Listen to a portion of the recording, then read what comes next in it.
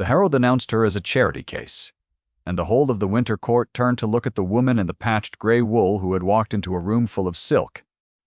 Eleanor Vane stood at the top of the marble stair with her chin level, and her hands quiet at her sides, and she did not flinch when the laughter began. It started near the orchestra, a low ripple from a knot of young men in bottle green coats, and it spread the way frost spreads across a window pane, vast and silent and total. Somewhere below her, a fan snapped open to hide a smile. A dowager in diamonds leaned to her neighbor and said a word that traveled. But by the time Eleanor reached the third step, the word had become a verdict, and the verdict was that the orphan from the north had come to beg, and had not even had the decency to dress for it. At the far end of the long gallery, beneath the cold blaze of 1,000 candles, a man in a dark coat stood very still and watched her come down the stairs. He did not laugh. That was the first thing Eleanor noticed in the part of her that still noticed things while the rest of her endured. Everyone laughed, and one man did not, and his stillness was a stranger thing than all the noise around it.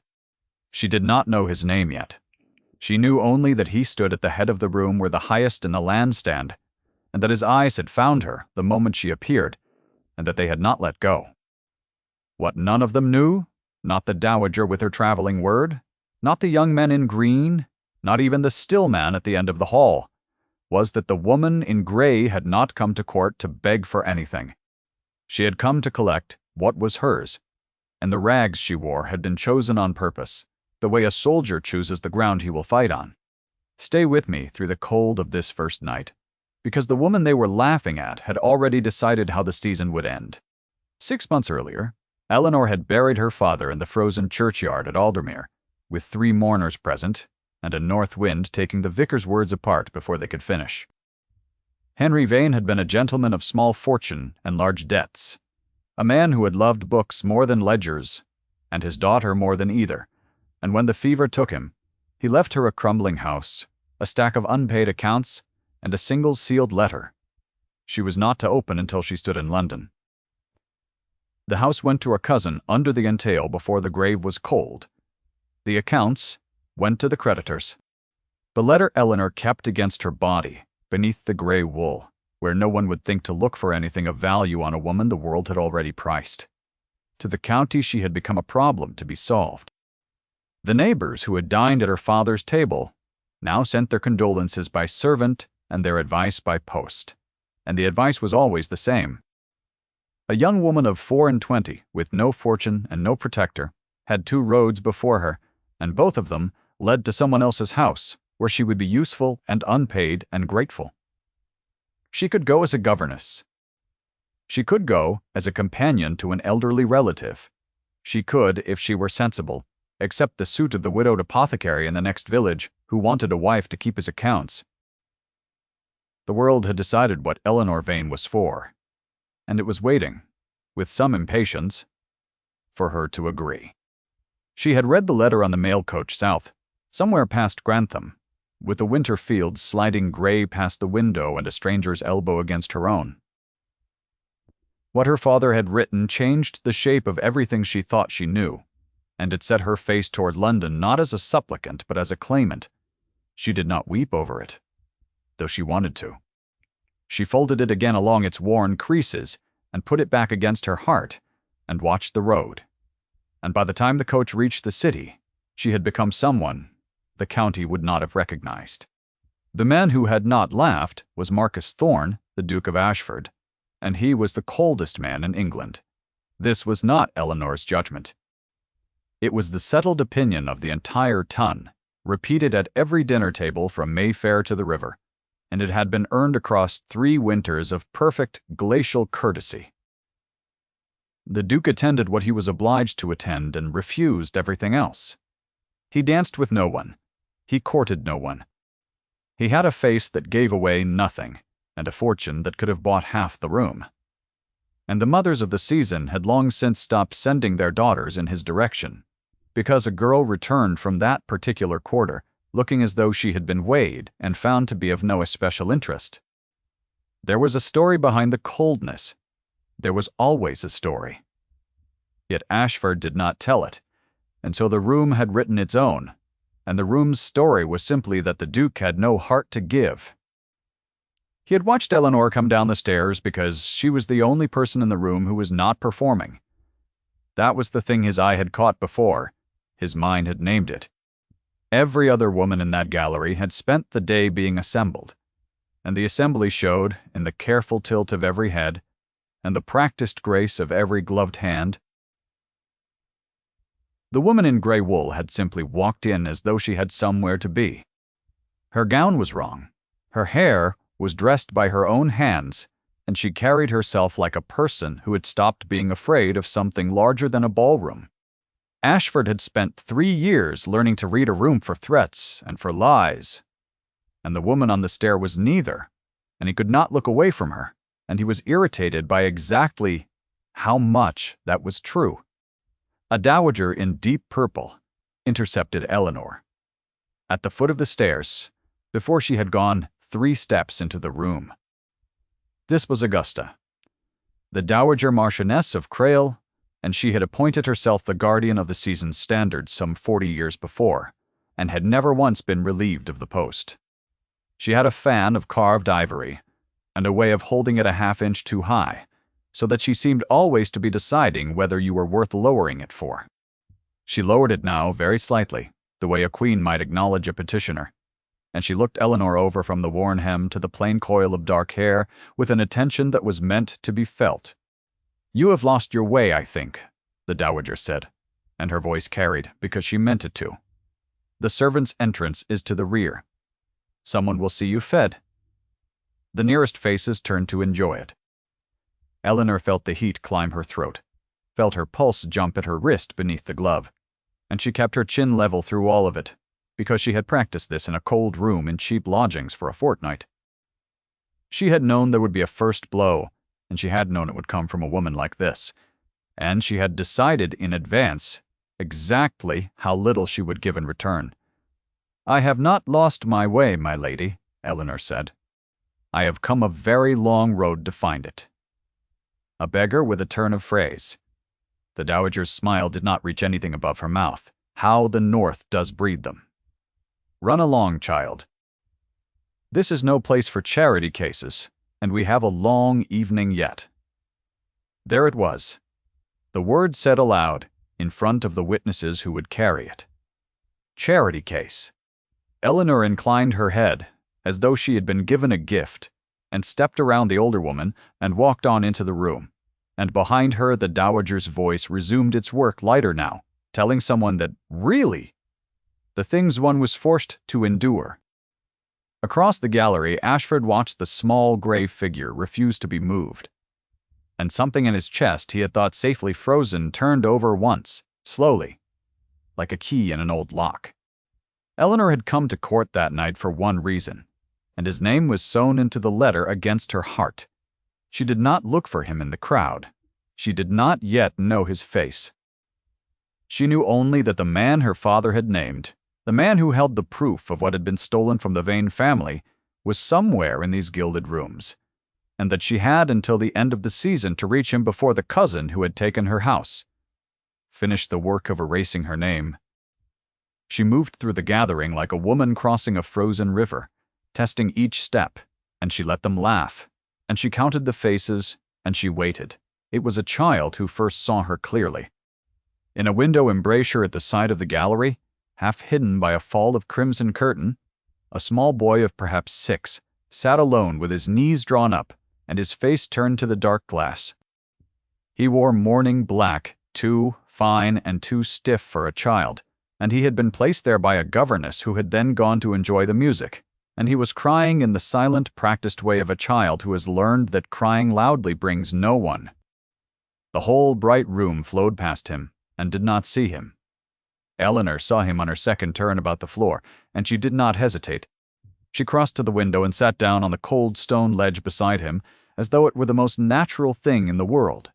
And she did not ask him what was wrong, because she had been a grieving child once, and she had hated that question above all others.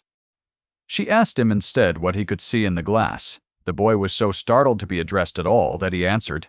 He could see the garden, he said, and the snow starting, and his own face. Eleanor looked with him. She told him that the snow falling past a lit window was one of the few things in the world that looked the same, whether you were rich or poor, or happy or sad, and that her own father had told her so, the winter before he died, and that she had found it to be true. The boy was quiet for a moment. He drew a small fingertip across the cold glass and watched the fog of his own breath bloom and fade on it, and he did this twice more as a child does when he is gathering the courage for a question. Then he asked her in a very small voice whether it stopped hurting. Eleanor did not answer at once. She looked at the snow and let the question have the weight he had given it, because a quick answer would have told him she had not listened, and Eleanor, who did not lie to children, told him that it did not stop, but that it changed, and that one day he would be able to carry it, instead of being carried by it. The boy turned this over. He asked her how she knew. She told him she had lost her mother before she could remember her face, and her father in the autumn just past, and that she carried them both now, every day, and that the carrying had become a kind of company, rather than a weight. She did not know that the boy was Thomas, the Duke's ward, his dead sister's only son. She did not know that the still man at the end of the hall had crossed half the gallery the moment he saw a stranger approach the child, and had stopped 10 feet away, behind a marble column, when he saw that the stranger meant the boy no harm. She did not know that Ashford stood in the shadow of that column and listened to every word, and that he heard a woman in rags tell his grieving nephew the one true thing that 3 years of physicians and tutors, and his own clumsy silence, had failed to say. Ashford had not been able to reach the boy. That was the wound, though no one in London knew its shape. 3 years before, his sister Catherine had died in childbed in a house he had reached too late, after a journey he had begun too slowly because he had been quarreling that very week over money and pride with the husband who would himself be dead of grief within the year. The boy had been left to him, and the Duke, who could command a county and silence a room, had stood at the edge of that small, black-clad grief for 3 years, and had not known how to enter it. He kept his sister's miniature in his breast pocket, the painted oval of her face at 18, and his hand went to it, now against the dark coat where the woman in gray could not see. When the governess returned and bore the boy away, Eleanor rose and smoothed her worn skirts and turned, and found a man standing very close watching her, with an expression she could not read at all. "You are kind to children," Ashford said. The words were level and gave nothing away. "It is not a common kindness in this room." "He was alone," Eleanor said simply. "I know something of that." "Yes," the Duke said after a pause that went on a beat too long. "I believe you do." He did not introduce himself. He inclined his head, the smallest fraction, and walked away, and Eleanor stood by the cold window and felt her own heart beating too fast in her throat, and could not for her life have said, "Why?" Why? She told herself it was the strangeness of the night. She told herself a great many things. Her body, which had stopped listening to her some moments before, knew otherwise. The Dowager had seen the whole of it, and she did not like it at all. What followed, across the long weeks of that winter season, was a slow accumulation that Eleanor read one way and the whole watching room read another. She had not come to London to be courted, and she had no reason to imagine that the coldest man in England had begun, in his glacial and deniable fashion, to arrange the geography of every gathering so that he might be near her. She saw only that the Duke of Ashford appeared, with a frequency she put down to coincidence, in the same rooms she frequented, as she pursued her father's claim from solicitor to solicitor. He was at the lending library when she went to consult an old peerage. He was at the modest musical evening to which a kind elderly cousin had secured her an invitation. He spoke to her rarely and briefly, and always in that level voice, and his words were almost always commands. "Sit. You are cold. Come away from the door. Eat something. You have not eaten." Eleanor bristled at the orders even as she obeyed them, and she did not understand why a man so cold should trouble himself to notice whether a charity case had eaten. The room understood. The room had begun to talk. And the more the room talked, the harder the dowager worked. Augusta of Crail had a granddaughter, a polished and lovely young woman named Cordelia Finch, whose come-out had been arranged with the precision of a military campaign, and whose intended conquest was the Duke himself. For 3 years the dowager had been patient, telling herself that Ashford's coldness was merely fastidiousness, and that he was waiting, as a man of sense would wait, for the correct girl. Cordelia was the correct girl. True! She was everything the order required, well-born and well-dowered and trained from the cradle, to be exactly what a duchess ought to be. And the dowager had no intention of watching 3 years of work undone by a penniless northern orphan in a patched gray gown. She set herself to the heroine's destruction with the calm competence of a woman who had never once failed at this particular work. The second voicing of the label came at a crowded soir in a blaze of public candlelight. Eleanor had been maneuvered by the dowager's careful hand into a circle of the season's sharpest young women, with Cordelia at its center, and the Duke standing near enough to hear. The talk turned, as the dowager had arranged that it should, to the subject of the uninvited, to people who pushed into rooms above their station, and Augusta turned to Eleanor with her ivory fan held high and asked, in a tone of sweet concern, how she found the season, and whether it was not very tiring, for a charity case, to keep up appearances on nothing at all. The circle laughed. Cordelia laughed loudest, a pretty silver sound. Eleanor felt the old heat climb, and felt her hand tighten on her own wrist, and she answered the dowager with a composure that cost her more than anyone in that circle would ever know, and she did not look at the Duke, though she was aware of exactly where he stood, the way one is aware of a fire in a cold room. Ashford set down his glass with a click that was louder than it needed to be, and the circle turned, and he looked at the dowager for a long moment, without any expression at all before he walked away. He had said nothing. Still, the room had seen the glass, and the room added it to the account it was keeping. The truth of Eleanor's claim was this, and she carried it folded against her heart through every one of those cold evenings. Her father's letter had told her what he had never been able to tell her while he lived, out of shame and out of hope that he might yet set it right.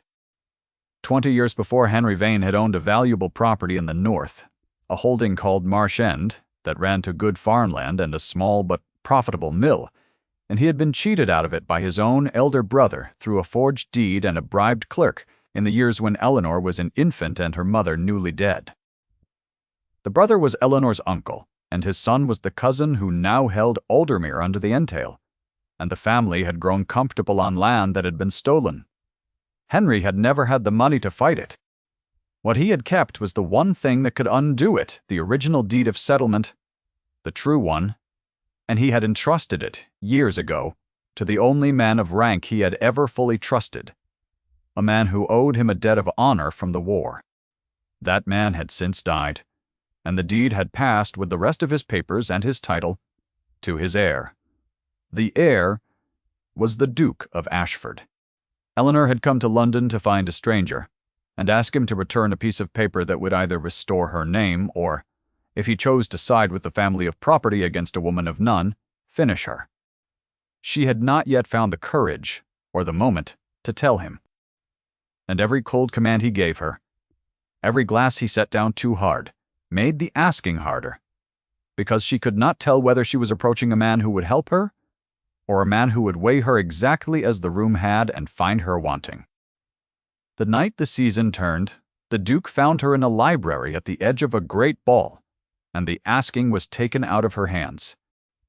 She had slipped away from the music to the quiet of the book-room, needing a moment to gather herself before she made her attempt, and she had not heard him enter.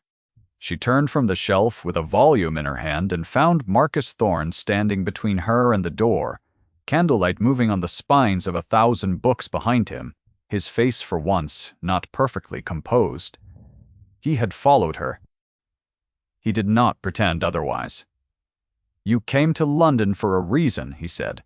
"You have been carrying it for weeks. I have watched you carry it. I would know what it is." Eleanor's heart struck hard against the letter beneath her gown. She could have deflected. She had deflected 100 sharper thrusts than this. Yet she was tired, and he was close, and the level voice had under it something she had not heard in it before. She told him about Marsh End and the forged deed and the stolen years.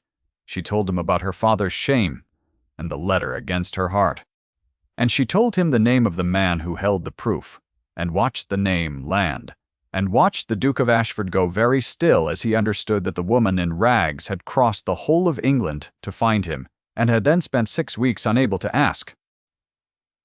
"You thought I would refuse you," he said. "It was not a question." "I thought," Eleanor said, "that you would weigh me as they all weigh me, and I could not bear to watch you do it." For a long moment he said nothing. Then he crossed the small distance between them, and he did not take her hand, though she saw his own lift and stop the way a man stops himself at the edge of something he cannot undo. He told her in the low-level voice that he had her father's deed, that it had sat in a locked case in his study for 11 years, with 100 other papers belonging to dead men, and that he had not known what it was. He told her he would have it brought out and examined and confirmed. And then, he said, the thing that undid her composure entirely, the thing no command could disguise. He said that he had watched her be brave in a room designed to break her, and that he had not wanted anything in 3 years. The way he found he wanted to stand between her and the next blow, the space between them had become very small. Eleanor was aware of the warmth of him, of the faint scent of cold air and leather, and something beneath it that was only him of her own pulse loud in her ears. She had spent 6 weeks teaching her body to be still in rooms that wished her ill, and it had learned the lesson well. And now, in a room that wished her nothing of the kind, it forgot every word of it. Her hand wanted to lift to his. She held it at her side, by an act of will that cost her more than all the dowager's barbs together. Her mouth said nothing. Her breath, shallow and uneven in the quiet, said a great deal, and she knew he could hear it, and she found she did not mind that he could. His hand came up and his fingers stopped. A breath from her jaw, not touching, asking. She did not move away. For one held moment in the candlelight neither of them moved at all. 2 people at the edge of a thing that could not be unmade. And the only sound in the room was the small collapse of a log in the grate, and her own unsteady breath. It was the dowager who broke it, of course. The library door opened on the Duke's hand at the heroine's face, and Augusta of Crail stood framed in the light, with Cordelia at her shoulder, and 3 of the season's most reliable gossips arranged behind. And she had brought them on purpose, and she smiled. The dark moment did not come as a blow, but as a closing door. Which is worse. By the following morning the story was everywhere, and the dowager had shaped it with care. It was not told as a courtship. It was told as a scandal, a penniless adventuress, discovered alone with a duke in a darkened room, throwing herself at a fortune the way her kind always did. The word charity case had been retired, the new words were worse. And the dowager had done more than talk. She had gone that same night to the one person who could finish Eleanor entirely, and that was the cousin from Aldermere who had come to London for the season, and who wanted nothing in the world so much as for the deed of Marsh End to never see the light. Between them, the dowager and the cousin had made a plan. The cousin would produce a claim that the Vane girl was a known fraud, that the so-called deed was a forgery of her own making, that the whole tale of the stolen estate was an invention to entrap a grieving duke, and the dowager would see to it that society believed it before the duke could act. Eleanor heard the 3rd voicing of the label through a closed door in a borrowed sitting room the morning the world fell in. Her kind elderly cousin, the one who had secured her invitations, stood in the hall taking the visit of a concerned neighbor, and the neighbor's voice came clear through the panel. She had heard the neighbor said that the girl was not even what she claimed, that she was a charity case who had repaid every kindness with deceit, that one really could not be too careful whom one took in. Eleanor sat very still on the edge of a chair with her father's letter in her lap and heard her name destroyed in a voice that did not even trouble to lower itself. And she understood that the dowager had moved faster than any deed could be examined, and that she had perhaps already lost. She did not weep. She had decided something on a mail coach past Grantham, and she did not unmake it now. She rose and she dressed. Not in the grey wool this time, but in the one good gown she owned, a plain, dark green that had been her mother's, and she took her father's letter and the copy of the old deed her father had kept against the original, and she did the bravest thing she had done yet. She did not run, she did not hide. She wrote a single note to the Duke of Ashford, telling him where the original deed must be examined, and by whom, and asking nothing for herself. And then she prepared to walk back into the very room where they had laughed at her, the great Winter Court, on the night of the season's final and grandest ball, to stand in front of all of them, and tell the truth, and let it fall where it would. If she had ever earned a moment of your attention, let it be this one, because here is where the woman they had priced so cheaply set her own value. The final ball of the season filled the same long gallery where it had all begun. The same 1,000 candles, the same orchestra, the same marble stair. Eleanor came down it for the second time, in her mother's green gown, with her father's letter against her heart, and the laughter this time was not laughter, but a hiss of whispers, which is what laughter becomes when it has learned to be afraid of being wrong. The dowager stood near the orchestra in her diamonds, with Cordelia beside her, and the cousin from Aldermere at her elbow, and she watched the heroine descend with the satisfaction of a woman who has arranged a public execution and means to enjoy it. Eleanor reached the floor. The room drew back from her as though she carried fever, and the cousin stepped forward into the cleared space to deliver the blow they had prepared, the public accusation of fraud that would end her before she could speak a word in her own defense. He got as far as her name. The far doors opened, and the Duke of Ashford came into the room, and behind him came 2 men. The whole assembly knew by sight a senior judge of the Court of Chancery, and the Duke's own solicitor, and between them they carried a locked case. The room's attention swung from the heroine to the Duke the way a tide turns. Ashford did not hurry. He crossed the gallery at an unhurried pace that was somehow more terrible than haste, and he did not look at the dowager or the cousin or the gathered season at all. He looked only at Eleanor standing alone in the cleared space in her mother's green gown, and he crossed the whole long room to reach her, and he stopped at her side, and he turned to face the people who had come to destroy her. The solicitor opened the case. The judge, in a dry and carrying voice, confirmed what the documents within established. The deed of settlement for the holding called Marsh End, the true and original deed, had been in the keeping of the late lord, and was now produced from the Duke's own locked archive, where it had lain untouched for 11 years. It had been examined that morning by 3 independent hands. It was genuine beyond dispute, and it established, past any argument the cousin's family might raise, that the property had been her father's, and was now, by direct and lawful descent, his daughter's. The forgery, the judge said, looking once at the cousin from Aldermere with an expression that needed no words, would be a separate matter for a separate court. The cousin's face went the color of ash. The dowager's fan stopped moving. Into the enormous silence that followed, the Duke of Ashford spoke, and he said, "Only one thing," in a voice pitched to carry to every corner of the room. "Miss Vane is under my protection, and my name." He had said it once, and it could not be unsaid, and the room heard the whole of its meaning. It was not a defense of a charity case. It was a betrothal declared by the coldest man in England, in front of the entire ton, in the same gallery where they had laughed her down a staircase 6 weeks before. The dowager's mouth opened and closed. No sound came out of it. Cordelia had gone very white and very still beside her grandmother, and the calculation that crossed her face was not grief, but recognition.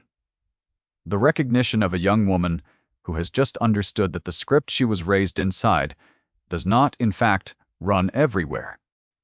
The cousin from Aldermere was already turning toward the doors, and would be gone from London by morning, and the judge's separate matter would follow him north.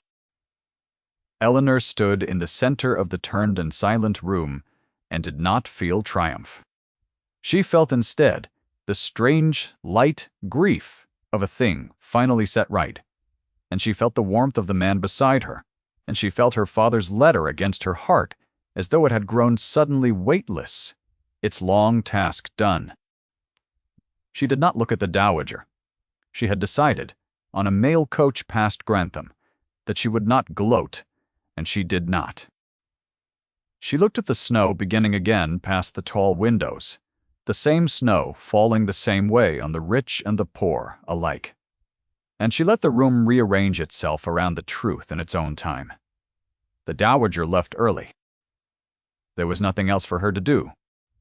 As she passed, she paused for the briefest moment beside the heroine, and the ivory fan came down all the way down for the first time in 40 years, and the old woman inclined her head a fraction, the way one acknowledges a player who has won a game one did not believe could be lost. It was not an apology. It was something rarer in that room. It was recognition. Then she was gone, and the season closed behind her, and the thing was done. Spring came late that year to the north, but it came. Marsh End sat in a fold of good green country with the mill turning at the foot of the hill, and the farmland coming awake in long brown furrows, and the house, which had stood empty and waiting through the theft of 20 years, had been opened and aired and filled again with light. Eleanor stood at the window of what had been her father's study and watched the last of the season's snow melt from the far field, and behind her, by the fire, a small boy in no mourning at all lay on his stomach on the hearthrug, and turned the pages of a book too large for him, and asked questions, and was answered. Thomas had come north with him. The grief he carried had changed, as she had promised him it would, into something he could hold. He smiled now. It had taken a quiet house and a patient spring and a woman who did not ask him what was wrong, but asked him instead what he could see. Marcus came in from the cold with the smell of the fields on him, and crossed to the window where his wife stood. And he did not give her a command this time, though she would have liked one, for old time's sake. He stood beside her, and looked out at the melting field. And after a while she took the worn letter from the small writing desk where it now lived, and unfolded it once more, her father's hand grown familiar as her own. She did not read it aloud. She had read it aloud to Marcus on their first night in the house, the whole of it, the shame and the love and the long hope, and they had not needed it again. She liked to hold it, though, on the bright cold mornings, the proof of how far a woman could travel on the strength of a folded page and a refusal to be priced. She had worn rags into a room that had laughed at her, and she had come back to claim a life instead of a crown, and the life was better than the crown, and she knew it. Outside the window the snow finished melting, and the green field lay open to the spring, and the boy by the fire laughed at something in his book.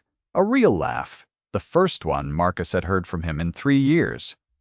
And the Duke turned from the window to listen to it, with an expression on his face that the whole of London would not have believed. Eleanor folded the letter, and set it down, and went to sit by the fire with the child, and the late light came in long and gold across the floor of the house that was hers. Thank you for staying to the end of Eleanor's long road. If her courage stayed with you, I hope it keeps you warm on a cold night of your own.